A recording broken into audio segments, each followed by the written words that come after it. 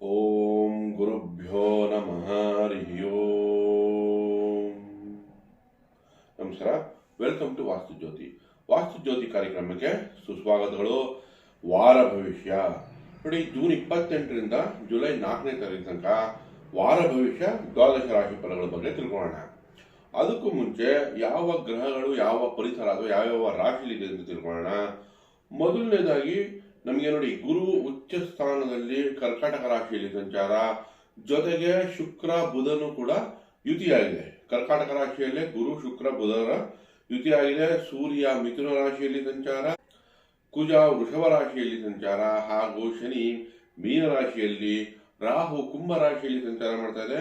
ಹಾಗೆ ಕೇತು ನಮಗೆ ಸಿಂಹ ರಾಶಿಯಲ್ಲಿ ಸಂಚಾರ ಮಾಡ್ತಾ ಇದೆ. ಸೊ ಈಗ ಈ ಗ್ರಹಗಳ ಪರಿಸರ ನಮ್ಗೆ ಇಲ್ಲಿ ವಿಶೇಷತೆ ಏನು ಅಂದ್ರೆ, 3 ಗ್ರಹಗಳ ಯುತಿ. ಒಂದು ಗುರು ಶುಕ್ರ ಬುಧ, ಎಲ್ಲಾ ಶುಭ ಗ್ರಹಗಳು ಒಂದೇ ಜಾಗದಲ್ಲಿ ಗುರು ಸನ್ನಿಧಿಯಲ್ಲಿ ಶುಕ್ರ ಮತ್ತೆ ಬುಧ ಸೇರಿದ್ದಾರೆ.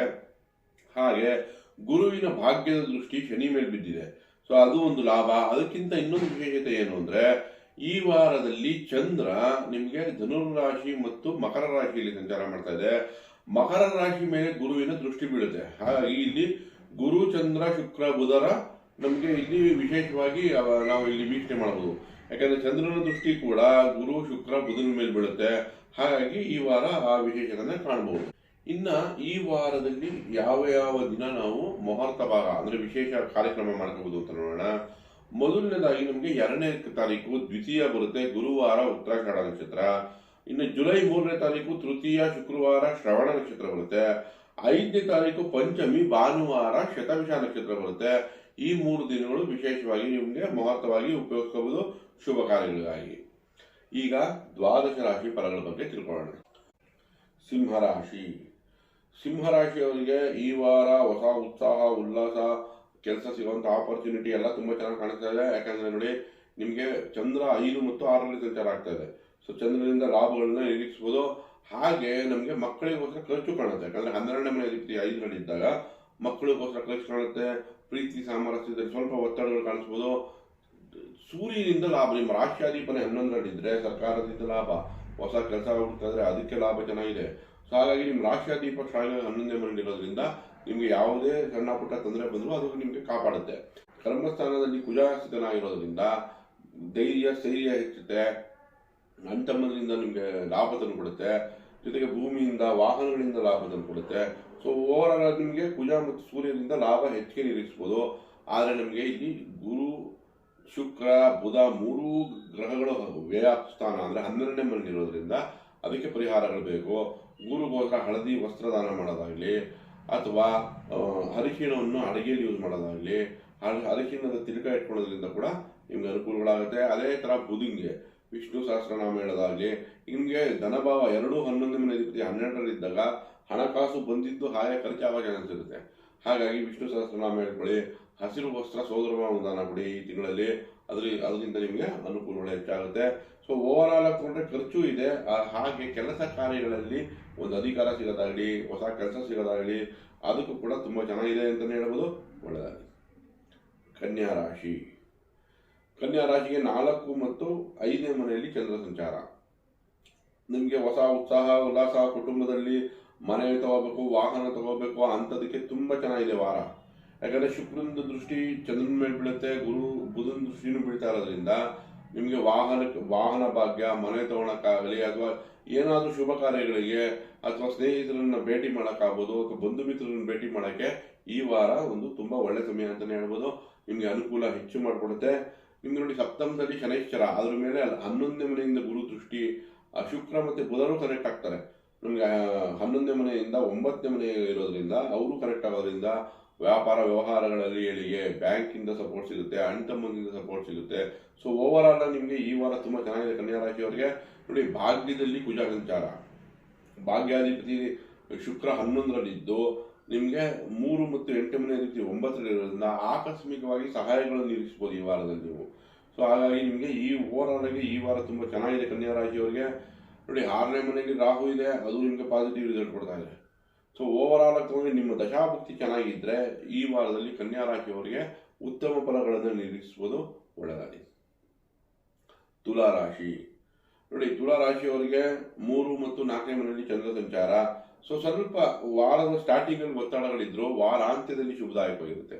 ಯಾಕಂದ್ರೆ ನಿಮ್ಮ ಕರ್ಮಸ್ಥಾನದಲ್ಲೇ 3 ಶುಭ ಗ್ರಹಗಳಿವೆ. ಕೆಲಸ ಕಾರ್ಯಗಳಲ್ಲಿ ಹೊಸ ಅವಕಾಶಗಳು ಸಿಗುತ್ತೆ, ಒಂದು ಪ್ರಮೋಷನ್ ಸಿಗೋ ಚಾನ್ಸಸ್ ಚೆನ್ನಾಗಿದೆ. ಬಟ್ ಇಲ್ಲಿ ನಮ್ಗೇನಾಗುತ್ತೆ, 2ನೇ ಮನೆ ಅಧಿಪತಿ ಯಾವಾಗ ಅಷ್ಟಮದಲ್ಲಿ ಇರುತ್ತೋ ಕುಟುಂಬದಲ್ಲಿ ವಾದ ವಿವಾದಗಳು ಸೃಷ್ಟಿ ಮಾಡುತ್ತೆ. ಹಾಗಾಗಿ ಪೂಜೆ ಶಾಂತಿ ಅಗತ್ಯ. ಸುಬ್ರಹ್ಮಣ್ಯನ ಆರಾಧನೆ, ಸುಬ್ರಹ್ಮಣ್ಯನ ಅಷ್ಟೋತ್ತರಗಳು, ಅಥವಾ ಹಂತಮಂತ್ರ ಕರೆದು ಒಂದು ಸಿಹಿ ತಿಂಡಿ ಕೊಡೋದು, ತೊಗರಿ ಬೇಳೆ ಬೆಲ್ಲನ ಸುಬ್ರಹ್ಮಣ್ಯನ ದೇವಸ್ಥಾನ ಕೊಡೋದು, ಇದರಿಂದ ತುಲಾ ರಾಶಿಯವರಿಗೆ ಕುಜಂದು ಬ್ಯಾಲೆನ್ಸ್ ಮಾಡೋದು, ಕುಜಂದು ಪರಿಹಾರ ಮಾಡೋಕ್ಕೆ ಅನುಕೂಲಗಳಾಗುತ್ತೆ. ಹಾಗೆ ಸೂರ್ಯ ನೋಡಿ, 11ನೇ ಮನೆ ಅಧಿಪತಿ ಯಾವಾಗ ಭಾಗ್ಯದಲ್ಲಿದೆಯೋ ನಿಮಗೆ ಈಗ ಈ ತಿಂಗಳಲ್ಲಿ ಕೆಲಸದ ವಿಷಯಗಳಲ್ಲಿ ಏನಾದರೂ ಒಂದು ಲಾಭ ಸಿಗುತ್ತೆ, ಅಥವಾ ಪ್ರಮೋಷನ್ ಆಗೋದಾಗಲಿ, ಅಥವಾ ಒಂದು ಬದಲಾವಣೆ ಪಾಸಿಟಿವ್ ಆಗಿ ಸಿಗುತ್ತೆ. ಅದೇ ಥರ ತಂದೆಯಿಂದ ಆಶೀರ್ವಾದ, ತಂದೆಯಿಂದ ಲಾಭಗಳು ನಿರೀಕ್ಷಿಸಬಹುದು ಈ ವಾರದಲ್ಲಿ. ಓವರ್ ಆಲ್ ತಗೊಂಡ್ರೆ ತುಲಾರಾಶಿಯವರಿಗೆ ತುಂಬ ಚೆನ್ನಾಗಿದೆ. ಮಾತಿನ ಮೇಲೆ ಎಚ್ಚರಿಕೆ, ವಾದ ವಿವಾದ ಸಿಗಾಕೊಂಡಿಲ್ಲ ಅಂದರೆ ಎಲ್ಲ ರೀತಿಯೂ ಈ ವಾರ ಶುಭದಾಯಕವಾಗಿದೆ ತುಲಾರಾಶಿಯವರಿಗೆ. ಒಳ್ಳೆಯದಾಗಲಿ. ವೃಶ್ಚಿಕ ರಾಶಿ ನೋಡಿ, ವೃಶ್ಚಿಕ ರಾಶಿಯವರಿಗೆ ಭಾಗ್ಯಾಧಿಪನೆ 2-3ರಲ್ಲಿ ಸಂಚಾರ ಮಾಡ್ತಾ ಇದೆ.